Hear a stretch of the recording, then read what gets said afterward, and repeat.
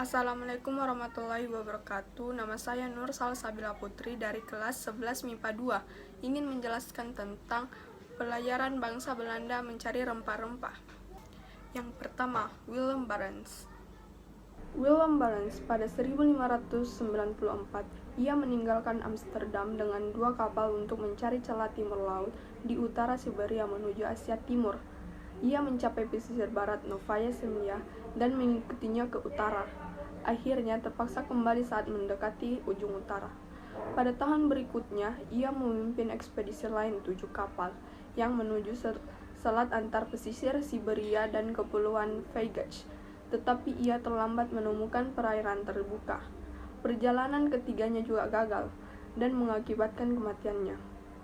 Saat itu ia memimpin 2 kapal yang dikapteni oleh Jan Reich dan Jacob van Heemskerk. Pada perjalanan keluar mereka melihat Kepulauan Beruang dan Svalbard, juga dikenal sebagai Spitsbergen. Setiap kedua kapal itu terpisah. Kapal Barents dikapteni oleh Heemskerk terperangkap es setelah mengelilingi utara Novaya Zemlya, dan para kru terpaksa menghabiskan musim dingin di Novaya Zemlya, menghancurkan bangunan bagian atas kapal dan menggunakan kayunya untuk membangun pondok, karena kapal itu tak bisa dibebaskan dari es.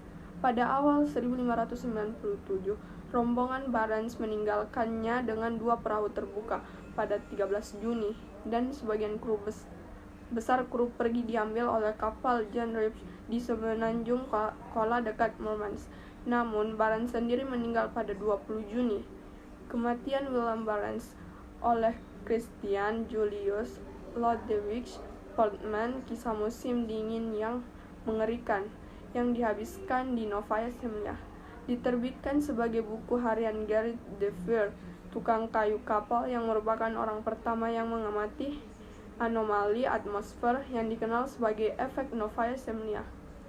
Pada 1871, di rumah di mana Barents dan krunya menghabiskan musim dingin ditemukan tak terganggu dengan banyak relik yang dipelihara di Den Haag, dan pada 1875 bagian perjalanan aslinya ditemukan.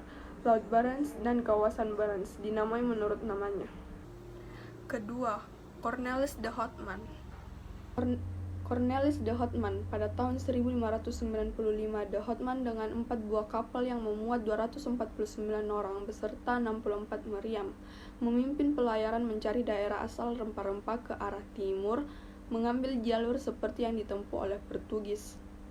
Pada tahun 1596, hari pertama bumi Nusantara dijajah oleh Belanda. Seorang penjelajah asal negeri kincir angin Belanda, Cornelis de Houtman, menginjakkan kakinya pertama kali di Banten.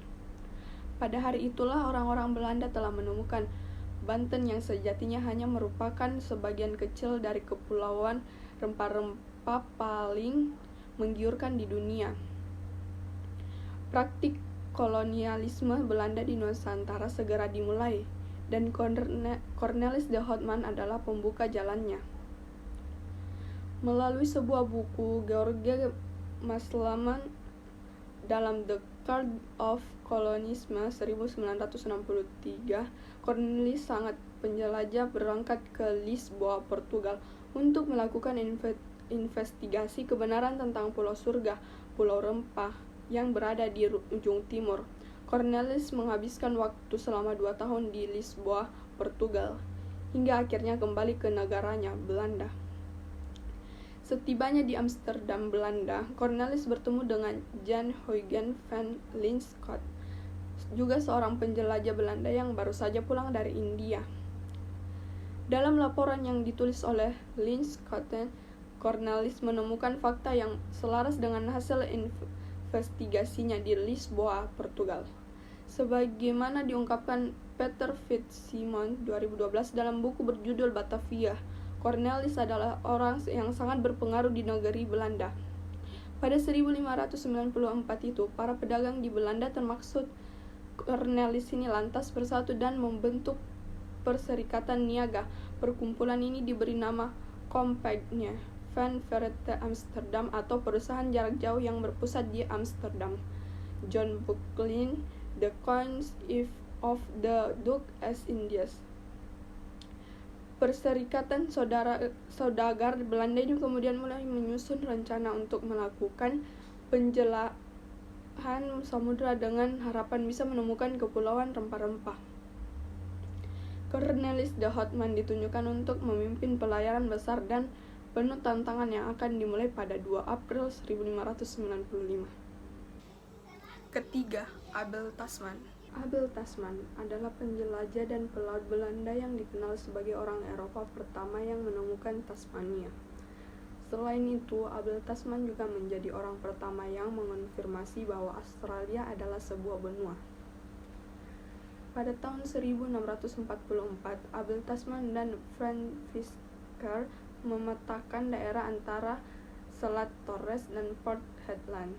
Abel Johnson Tasman pernah menjadi nahkoda VOC dan melakukan patroli di Laut Indonesia. Dia pensiun pada tahun 1653 sebagai pemilik tanah di Batavia dan kapal kargo kecil. Abel Tasman meninggal 6 tahun kemudian.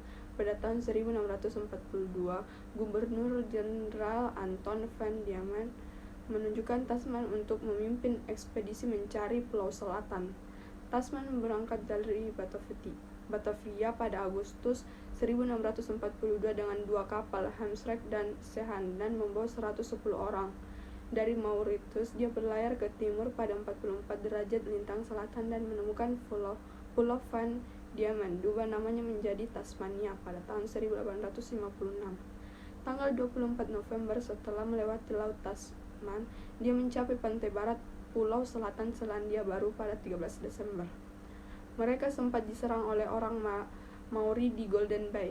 Tasman terus berlayar hingga mencapai Kepulauan Tonga dan Fiji, dan kembali ke Batavia pada bulan Juni 1643. Meski Tasman mengelilingi benua baru Australia, dia jarang berlayar dengan cukup dekat ke pantai Australia untuk membuat peta. Ketika dikirim untuk mendirikan markas di Kepulauan Tonga pada tahun 1644, dia gagal mencari jalan melewati Selat Torres. Dia justru mengamati pantai barat New Holland dari semenanjung Cape York sampai Sungai William di Australia. Ketika tiba di Batavia dari pelayaran selama 6 bulan, Tasman dipromosikan sebagai komandan. Namun, atasannya kecewa. Meski dia menyelidiki lebih banyak mengenai benua Australia daripada para pendahulunya, catatannya mengenai keadaan geografis dan pribumi Australia menyingkirkan prospek perdagangan dan permukiman. Selama lebih dari 1 abad, hanya ada sedikit orang Eropa yang tertarik mendirikan koloni di New Holland. Pada tahun 1648, Tasman disuruh memimpin pelayaran ke Manila, Filipina. Mereka akan mencegat kapal Spanyol yang membawa perak dari koloni di Amerika dan membangun dominasi Belanda atas perdagangan di Manila. Pelayaran ini dapat dibilang gagal dan Tasman kembali ke Batavia pada Januari 1649. Setelah tiba di sana, Tasman dinyatakan bersalah karena menggantungkan salah satu bawahannya tanpa ada persidangan selama ekspedisi. Tahun 1648, dia ditangguhkan dari posisinya dan harus membayar denda kepada keluarga pria yang digantungkannya. Namun, posisinya dipulihkan tanggal 5 Januari 1651 dan dia menghabiskan sisa hidupnya di Batavia. Tasman sakit dan kemudian meninggal tanggal 10 Oktober 1659.